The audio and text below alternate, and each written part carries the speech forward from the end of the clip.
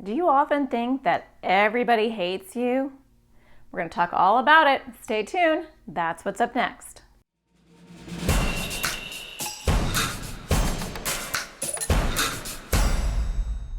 Hi, my name is Natasha Daniels. I'm a child therapist and I make videos for kids with anxiety or OCD.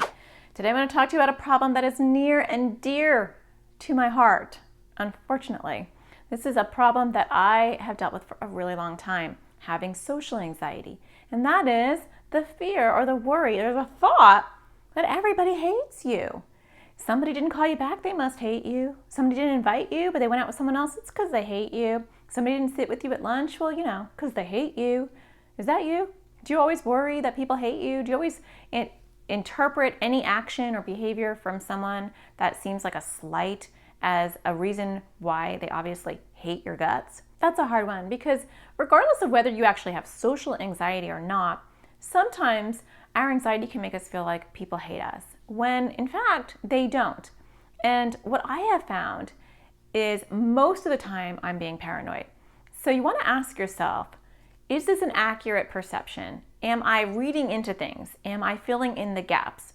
So if somebody didn't actually say, I hate you, or I don't really want to be friends with you, are you interpreting and putting things in there that haven't actually happened?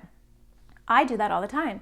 It's actually the last thread of my social anxiety that I'm still trying to work on is misinterpreting and putting my paranoia on social interactions.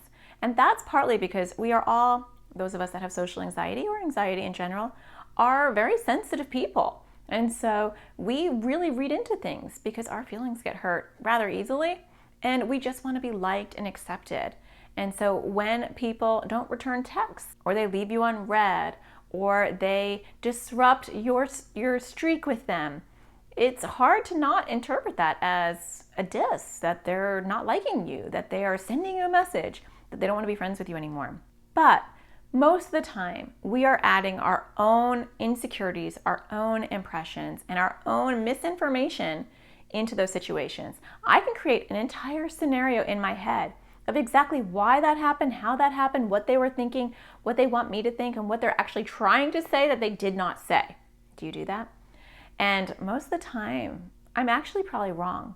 Now, some of the time I'm right because I'm very intuitive. And so sometimes what I'm picking up on is subtle, but I'm picking up on it because I pick up on everything. And so I am being pretty accurate, but that's only 10% of the time. So part of what I do is one, try to step back and be objective. And objective means not putting your own subjective impressions on a situation. They called, they texted me, I replied back, and they didn't reply back again. Why did that happen? Well, I don't know. So the objective fact is they didn't answer back, and it's been a day. And my paranoia wants to say maybe it's because they don't like me. Maybe it's because, they agree with everybody else because they all hate me. Maybe there's a secret I hate Natasha club that I'm not part of because they all hate me. That's all subjective. Subjective means you're putting your own ideas, impressions, and perceptions onto a situation that isn't necessarily a fact. The only fact that we have is that they did not return my text. So you want to look at that. And that's the first step, is taking a step back whenever you are feeling overwhelmed by someone's behavior that you think that they hate you, and see what the facts are. The second step that I do, which actually is probably a more important step and definitely the harder step, is accepting if somebody doesn't like me. And so I'm not going to let it rock my world, or I try not to let it rock my world. It's a work in progress to say, you know what? Okay, they probably didn't text me back because maybe, they have to study for this test, or maybe it's because, they got in trouble with their parent and they're grounded, they don't have access to their phone. Whatever it is, I don't know, and my paranoia doesn't know either. But even if they don't like me, or maybe they just don't want to be my best friend, or maybe they just don't want to hang out with me, that's okay because I love who I am, and it's okay if someone doesn't want to be with me because I don't want to be with someone who doesn't want to be with me, because I value myself. I love myself. I know that sounds cheesy, but the more you are okay with you, you can eventually shrug that off and say, if you hate me, then I don't need to be around you. Now you have to be careful because sometimes what we do is we create a self-fulfilling prophecy. Do you know what that means? It means that we're worried about something And so we do something and we actually create it and we make that happen. So sometimes we think people hate us. And so we say, you know what? At recess, let's just take that as an example. Obviously, I don't go to recess, but at recess, the kids don't want to come up to me. They don't come up to me and ask me to play. So my best friends are running around. They're playing with each other, but they're not looking for me. And so maybe that means they hate me. Does that mean they hate you because they're not seeking you out and searching you? Because most kids who aren't paranoid and worried about this, they just naturally all go together. They don't think about who's asking who. But because we're sensitive, we're going to say, they never try to find me at recess. And so from now on, I'm not going to find them. I'm going to go sit in the shade. I'm going to sit by myself. I'm going to read a book because they don't like me, because they hate me, because they don't want to be my friend. That's a pretty big leap. And then guess what happens?